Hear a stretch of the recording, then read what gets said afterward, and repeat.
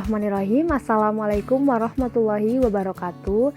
Perkenalkan, nama saya Mileni Rosita dari jurusan Bimbingan dan Konseling angkatan 2018. Di sini saya akan mensimulasikan bagaimana praktik konseling individual. Pada konseling kali ini saya menggunakan pendekatan client center karena konseling mempunyai permasalahan tentang sulitnya beradaptasi atau penyesuaian diri yang menyebabkan rendahnya komunikasi dengan teman sebayanya. Video ini bertujuan untuk memenuhi tugas praktikum konseling individual. Sedikit saya menjelaskan tentang client center. Nah, client center itu merupakan teknik konseling yang dimana yang lebih berperan ini adalah klien itu sendiri atau si konselingnya. Di sini klien dibiarkan untuk menemukan solusinya sendiri terhadap permasalahan yang sedang dihadapinya. Klien dipandang sebagai partner dan konselor hanya sebagai pendorong dan pencipta situasi yang memungkinkan klien untuk bisa berkembang sendiri. Dalam pendekatan ini juga memandang bahwa manusia memiliki kemampuan untuk merasakan pengalaman, yaitu mengekspresikan daripada menekan pikiran-pikiran arah yang tidak sesuai ke arah yang lebih sesuai. Karena dalam permasalahan ini konseling sulit untuk menyesuaikan diri dengan lingkungan yang baru, maka di sini saya akan menjelaskan tentang penyesuaian diri, adaptasi atau penyesuaian diri. Dilihat dari bahasa istilah, penyesuaian diri ini terdapat dari dua kata. Yang pertama penyesuaian dan yang kedua adalah diri. Jadi dapat diartikan bahwa penyesuaian diri ini adalah kemampuan individu dalam menghadapi tuntutan-tuntutan, baik itu dalam diri maupun dalam lingkungan, sehingga terdapat keseimbangan antara pemenuhan kebutuhan dengan tuntutan lingkungan, dan tercipta keselarasan antara individu dengan realitas.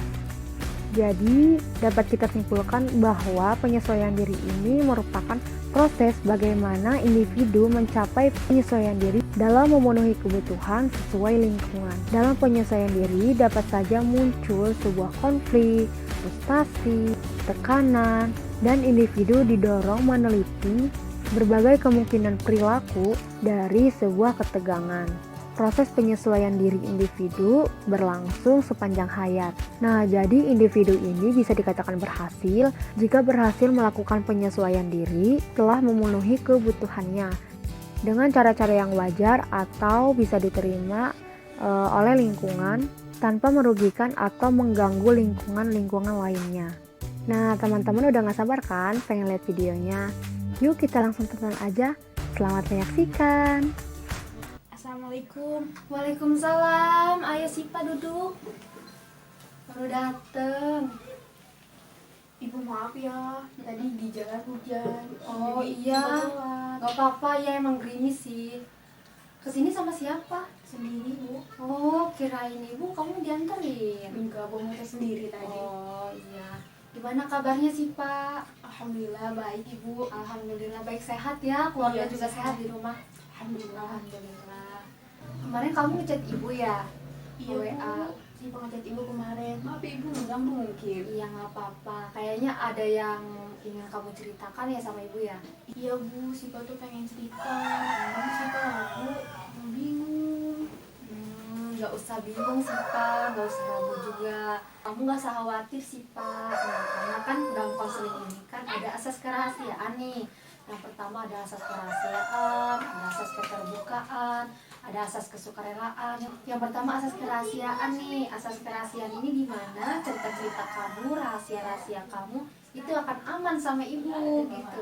Yang kedua itu asas kesukarelaan nih, di mana asas kesukarelaan ini kamu bersukarela dengan sukarela tanpa paksaan ibu. Kamu menceritakan nih apa yang ingin diceritakan sama kamu seperti itu.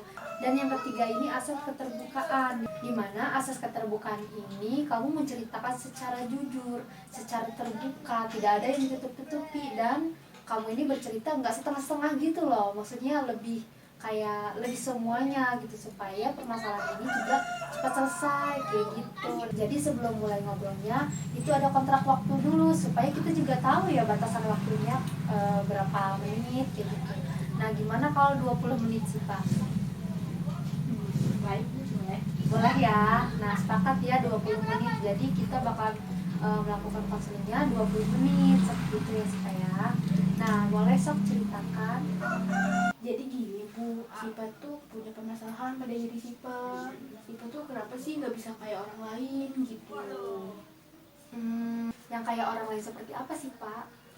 Kayak gampang akrab ke orang, terus langsung berbaur ketika sedang berkomunikasi gitu. Terus lagi kumpul-kumpul, ya kayak kok langsung klop gitu kayaknya gitu. Iya. Tapi Sipa tuh nggak bisa kayak gitu. Susah menyesuaikan diri gitu ya. Iya, Sipa tuh susah menyesuaikan diri. Oh, jadi intinya kamu ini sulit menyesuaikan diri gitu ya di lingkungan yang baru. Seperti itu. Iya Bu, jadi Sipa tuh sulit banget ke diri Sipa tuh kayak nggak nerima gitu. Oh, kayak gitu. Coba kamu ceritakan kayak lingkungan yang sebelumnya seperti apa di sekolah. Kan sekarang kamu udah mulai masuk kuliah. Terus kamu juga kayak mempunyai lingkungan yang baru. Kan sebelum lingkungan yang baru ada lingkungan-lingkungan yang membuat kamu nyaman. Seperti apa? Kalau waktu di SMK tuh ya, jadi kalau organisasi ya paling cuma sampai jam 6 kan Bu. Iya. Nah kalau di perkuliahan tuh organisasi sampai malam. Iya. Itu bukan hanya fisik aja Bu yang kekuras gitu sih Pak. Jadi psikis juga sih Pak, agak terganggu gitu Bu. Jadi udah capek ya petugas lagi nanti itunya. Iya, jadi dari fisik juga dari psikis juga ya itu mulai capek kayak Iya. gitu ya. Terus sulit juga menyesuaikan diri sama teman-teman.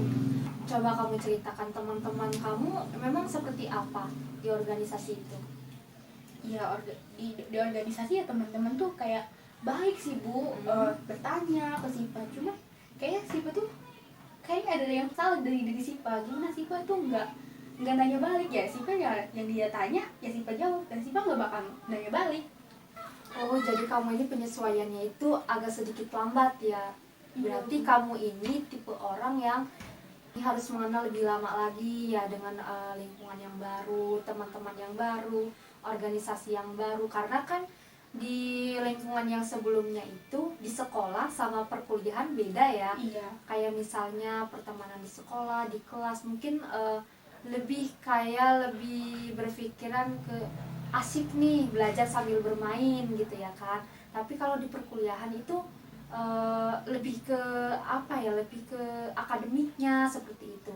Organisasi juga ada, mungkin lebih berbeda juga sama yang di sekolah. Sekarang ibu mau tanya nih, apa yang membuat diri kamu itu resah gitu sama keadaannya seperti ini? Ya jadi Sipa tuh punya teman sedikit Bu, karena diri Punya Sipa temennya sedikit. karena diri Sipa kayak gini. Kurang akrab gitu ya sama Iya, teman-teman. teman akrab. Nah, kalau yang seperti ini berarti kamu benar-benar harus belajar menyesuaikan diri di lingkungan yang baru gitu. Bagaimana kamu bisa menerima segala apapun keadaan di lingkungan yang baru seperti itu. Jadi bagaimanapun caranya, apapun resikonya, yaitu harus ditanggung oleh diri sendiri. Kalau misalnya kamu ingin bergabung dengan mereka dengan situasi seperti itu, ada resiko-resiko yang harus kamu tanggung. Kayak misalnya kamu melakukan kegiatan A, padahal kamu sulit menyesuaikan diri di kegiatan A ini. Tapi bagaimana caranya agar sedikit demi sedikit perlahan-lahan kamu mulai nih menyukai kegiatan A ini. Karena untuk menyesuaikan diri itu nggak gampang ya, karena menyesuaikan diri itu nggak gampang gitu, butuh proses-proses yang harus kamu jalani seperti itu. Tapi Sipa udah mencoba Bu, jadi Sipa deket nih sama teman, tapi kayak udah cukup satu teman aja gitu Bu. Lebih ketergantungan kepada satu orang seperti itu. Jadi kalau udah nyaman sama satu orang itu aja. Iya gitu Bu. Seperti itu. Apa itu salah ya Bu? Sebenarnya itu nggak salah, cuma kita kan hidup di sini bersosialisasi ya, butuh berkomunikasi dengan orang lain, beradaptasi dengan orang lain, dengan lingkungan yang lain. Jadi nanti ketika kamu punya satu teman itu aja, berarti kamu tidak respect gitu dengan lingkungan yang sekitar. Kayak kamu misalnya kayak bodoh amat gitu sama yang teman yang lain gitu, sama lingkungan yang lain. Ya udah, teman aku yang ini, aku mau kesini sama ini, aku mau kesana sama ini. Nah, menurut ibu itu kurang baik menurut ibu, karena dengan cara seperti itu kamu itu tidak mempunyai banyak teman, tidak mempunyai lingkungan yang banyak, tidak mempunyai hal-hal yang baru gitu. Karena menurut ibu lebih baik mempunyai teman yang banyak. Itu bisa bersilaturahmi, bisa berkomunikasi dengan baik. Ketika nanti kita membutuhkan bantuan, ada orang-orang yang mau membantu kita. Sebaliknya, kita juga bisa membantu orang-orang yang ada di sekitar kita. Nah, bagaimana jika punya teman itu cuma satu doang gitu ya. Nah, jadi kalau menurut ibu, kamu harus benar-benar menyesuaikan diri, harus bisa benar-benar kayak menerima nih keadaan-keadaan di lingkungan sekitar, adaptasi diri dari diri sendiri, dari orang lain, dari hal-hal yang baru, organisasi yang baru, lingkungan cuaca atau lingkungan keramaian yang baru. Itu kan pasti dari satu tempat ke tempat lainnya berbeda. Nah, di situ juga bisa beradaptasi kepada teman-teman gitu, orang-orang terdekat gitu, dimana kamu ini akan mempunyai teman-teman yang lebih banyak lagi, nggak cuma satu. Jadi kalau misalnya kamu bisa menyesuaikan diri dengan baik, otomatis teman kamu juga bakal banyak gitu. Tapi kalau misalkan kamu kurang dalam menyesuaikan diri, kamu hanya nyaman dengan satu orang, kemungkinan kamu lebih kayak ya udah aku punya temennya satu, ya udah ini aja lah, ini juga orangnya baik kok, ini juga orangnya mau kok temenin aku kemana-mana. Sebenarnya itu kurang membantu dalam kehidupan bersosialisasi seperti itu sih Pak. Jadi Sipa harus bagaimana ibu biar Sipa tuh gampang gitu bu berkomunikasi itu? Iya, jadi nih sedikit ibu kaitkan lagi nih, kamu udah tahu belum sebelumnya tentang adaptasi? Ada apa aja di dalam adaptasi? Kurang paham sih ibu. Nah, jadi di adaptasi itu ada 3 nih sih Pak. Adaptasi itu kan penyesuaian diri ya, bagaimana penyesuaian diri kita terhadap lingkungan nih. Dan yang pertama itu penyesuaian diri sebagai adaptasi. Yang seperti apa sih penyesuaian diri sebagai adaptasi ini? Jadi contohnya seperti ini, kamu berada di Pandeglang, itu kan dengan iklim cuaca yang dingin misalnya ya, dengan orang-orang yang ramah, dengan orang-orang yang dengan berbahasa Sunda ya, dominan. Nah, kemudian kamu berpindah nih ke Serang, karena kan punya di Serang ya, dengan iklim cuaca yang panas, dengan teman-teman yang mungkin kebanyakan dengan bahasa yang lebih sedikit gaul ya di sana, lebih sedikit gaul dengan bahasa-bahasa keren zaman milenial ini gitu. Mungkin kamu di situ bisa beradaptasi, bagaimana bisa menyesuaikan diri dengan baik gitu. Bagaimana kita berusaha nih menyesuaikan diri dari lingkungan yang sebelumnya ke lingkungan yang baru gitu, seperti itu sih Pak. Nah, yang kedua ini ada penyesuaian diri sebagai bentuk konformitas, di mana bentuk konformitas ini adalah norma-norma yang berlaku gitu. Jadi di sini juga kamu bisa menyesuaikan diri dengan lingkungan. Kan kalau di kampus itu lingkungannya banyak ya, maksudnya berbeda-beda ya. Ada yang circle A misalnya, dia selalu membawa kamu ke perpustakaan, membawa kamu lebih ke arah-arah akademik seperti itu ya. Ada lagi circle B yang biasanya ngajaknya ke kantin aja, makan aja ya, terus belanja aja gitu. Ada juga yang circle C misalnya yang lebih ke apa ya, organisasi ini, sampai malam, sampai larut malam ikut lagi organisasi ini itu, seperti itu ya, banyak. Nah, bagaimana kamu bisa menyesuaikan diri dengan circle-circle itu, dengan lingkungan yang baru, tapi tidak melewati norma-norma yang berlaku gitu. Jadi kamu tuh hanya di batas wajar gitu, maksudnya lebih kayak lebih menahan diri gitu tuh, apa yang baik, apa yang buruk. Oke, kita masuk ke circle itu, tapi harus bisa menyesuaikan diri. Misalnya, oke, saya keluar nih malam ini untuk organisasi. Nah, boleh keluar malam sampai larut malam karena ada tujuannya untuk organisasi. Tapi bisa dibatasin juga nih, oke aku keluar malam, tapi aku nggak mau nih nongkrong-nongkrong doang. Mendingan belajar di kosan, ya kan? Kayak gitu maksudnya. Berarti sih harus memfilter lagi. Iya betul, di poin 2 itu lebih harus memfilter lagi seperti itu. Nah, di poin yang ketiga ini ada penyesuaian diri sebagai bentuk penguasaan nih. Dimana bentuk penguasaan ini lebih ke diri sendiri. Bagaimana nih penguasaan diri kita beradaptasi, menyesuaikan diri di lingkungan harus bisa kita kuasai. Maksudnya di sini kita lebih kayak seperti tadi memfilter dulu gitu ya. Harus ada batasan-batasan tertentu nih buat kita menyesuaikan diri dengan lingkungan yang baik seperti apa, yang buruk seperti apa gitu. Berarti kalau lingkungan yang kurang baik, ya kita jangan masuk ke situ gitu. Kalaupun kita ada di lingkungan yang kurang baik, bagaimana kita bisa menahannya? Bagaimana kita bisa memfilternya seperti itu? Dan kamu juga sebenarnya nggak salah gitu, memilih teman itu nggak salah gitu ya. Tapi ada hal-hal yang harus kamu ketahui, bahwa sosialisasi itu penting, berkomunikasi dengan teman-teman sebaya itu penting. Nah, dalam cara berkomunikasi itu bisa nih kayak misalnya kamu lebih memberanikan diri, walaupun misalnya aku kurang suka deh sama orang itu, tapi bagaimana caranya kamu bisa gitu menyesuaikan diri sedikit demi sedikit, perlahan demi perlahan bisa menyukai orang-orang terdekat seperti itu. Karena ya itu tadi, kita hidup di dunia ini sebagai makhluk sosial kan, jadi harus banyak berkomunikasi dengan orang lain. Selain menambah pahala, bersilaturahmi, itu juga baik untuk kehidupan kita berikutnya. Seperti itu sih Pak. Iya Ibu. Oh jadi gitu ya Ibu. Ya seperti itu. Sipa harus berkomunikasi dengan teman lebih sering mungkin ya. Ikut organisasi mungkin Sipa akan membantu mungkin ya Bu. Betul. Iya juga ya Bu ya. Masa Sipa mau berteman sama satu orang aja? Iya. Kalau temennya nanti sakit, masa Sipa mau sendirian di kampus? Iya Bener juga sih Bu. Berarti Sipa tuh sekarang harus lebih terbuka lagi. Iya. Sering berkomunikasi sama teman. Betul. Terus tahu batasan-batasan, Iya, tidak bergaul. batasan-batasan. Terus sama bisa beradaptasi sama lingkungan yang baru. Betul sekali. Ada 4 hal ya yang harus kamu perbaiki ke depannya. Sekarang Sipa sadar Bu, ternyata orang lain, sikap Sipa tuh berpengaruh juga pada orang lain. Waktu kemarin aja udah ada yang bilang ke Sipa bahwa Sipa tuh nggak asik orangnya, cuek lah, sombong lah, gitu Bu.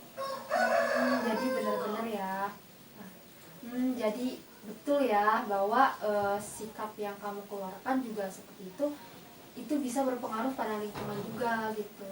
Contohnya kayak tadi teman-teman kamu, ya karena memang kamu orangnya kurang terbuka sama lingkungan, kurang beradaptasi sama lingkungan, Terlalu lambat.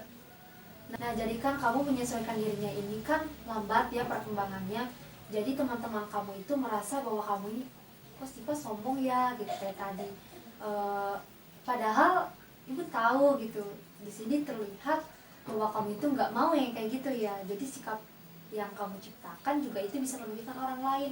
Nah kayak tadi tuh yang udah kamu sebutin 4 itu harus kamu laksanakan, harus ditanamkan dalam diri. Nah kayak gitu juga ada dorongan-dorongannya, kayak motivasi dari diri. Kamu juga harus tanggung jawab sama diri sendiri. Nah karena kan kita ini kan hidup bersosialisasi, mau nggak mau, suka nggak suka itu harus dilaksanakan sama kamu, kayak gitu sih Pak. Iya Bu, terima kasih banyak. Jadi Sama-sama. ini karena Sipa curhat ke Ibu, Sipa jadi terbuka pikiran Sipa. Alhamdulillah. Jadi udah tahu ya kedepannya Iya. harus melakukan kayak apa. Nah, alhamdulillah waktu udah mulai habis ya sih Pak ya. Karena kan kita cuma 20 menit gitu kan. Nah, semoga hal ini bisa membantu kamu gitu dalam menyesuaikan diri sama lingkungan yang barunya ya. Tapi jangan lupa nih yang 4 ini harus kamu terapkan sama diri kamu sendiri ya. Iya Ibu. Semoga Sipa dapat bertanggung jawab. Amin. Ibu Sipa pamit pulang ya, soalnya mau ada acara lagi di rumah. Oh iya. Makasih ya Ibu. Iya, hati-hati ya di jalannya. Salam buat orang tua ya. Iya, assalamualaikum. Waalaikumsalam.